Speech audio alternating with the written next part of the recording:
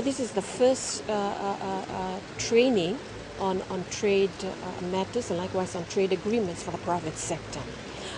There's no such formal training that was put in place, and in our survey of all our members across the Pacific in terms of consultation, and particularly on trade issues, we found that in terms of their consultation and the contribution of the private sector was in some regard lacking to those consultations. So this is one area to strengthen private sector contribution to consultation and likewise their input to the trade agreements. We are providing this workshop to equip the private sector to be more knowledgeable so that they will be able to advocate for their position better during those trade consultations. We're basically looking at all the agreements that are currently in place within the region and looking at the opportunities and they're just looking and getting updated on the progress of those trade agreements. As you can see, some of the trade agreements, like the PICTA, it has been in discussion for quite a number of years, and not all the countries have rectified that.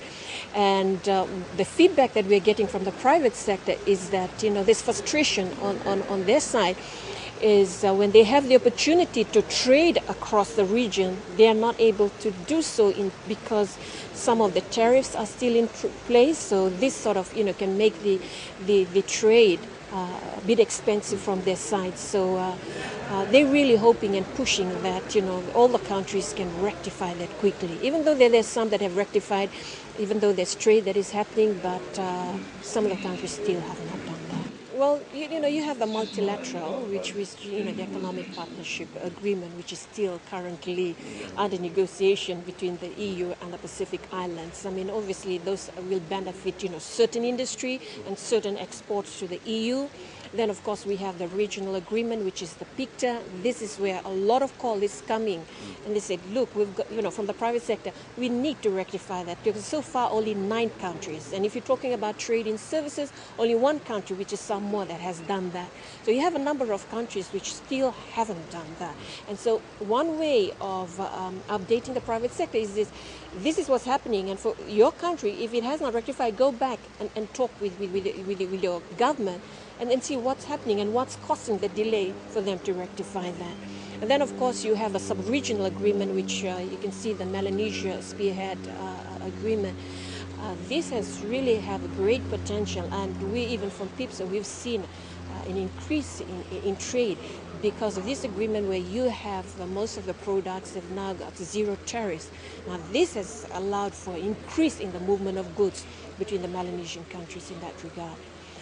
And of course, I mean, individual countries, they would have their bilateral agreements. So as long as, the private sector know the agreements and the opportunities are there in place and they know what, is entailed in that agreement, it's an opportunity for them. We have been,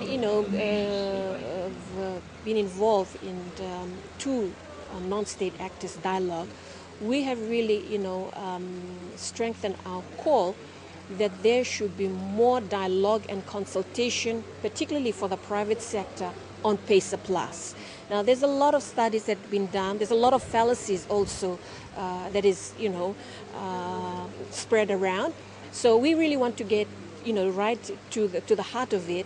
What is the opportunity for the private sector? You've heard our facilitator this morning. There's been some fallacy in terms of, the beneficiary, or we would be swamped by the Australian companies or New Zealand in that regard.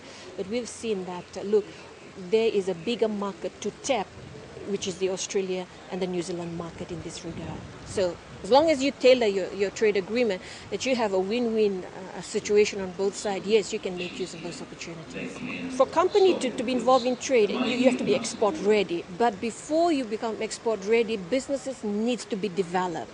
And this is something that PIPSA we focus on because we also have what we call a business development fund. We need to develop business. We need to improve production. We need to improve standards. You need to comply with the standards that are required for those markets that allows your product to be exported in those countries in what you would call market access. So you have to work on that in order for the companies to be export ready. So there is sort of a sequence in place, to do that. So yes, there are a number of big companies that they are already trading, but at the same time, majority of the private sector in the Pacific are small to medium enterprises, and we need to work on developing that and for them to reach a stage where they would be export ready. There is a launch of Trade Pacifica. Now, in order to encourage trade within the region and likewise trade with our overseas markets, PIPSO are holding this trade exhibition, but it's more than exhibition. It's about business matchmaking. It's about understanding the trade opportunities that we have in here. So the first Trade Pacifica was held in 2012. We had, we consider that quite a successful because there was a number of trade deals were struck during that. And so for this one, and it's going to be an exciting one because we really expanded it and we're going to open it up.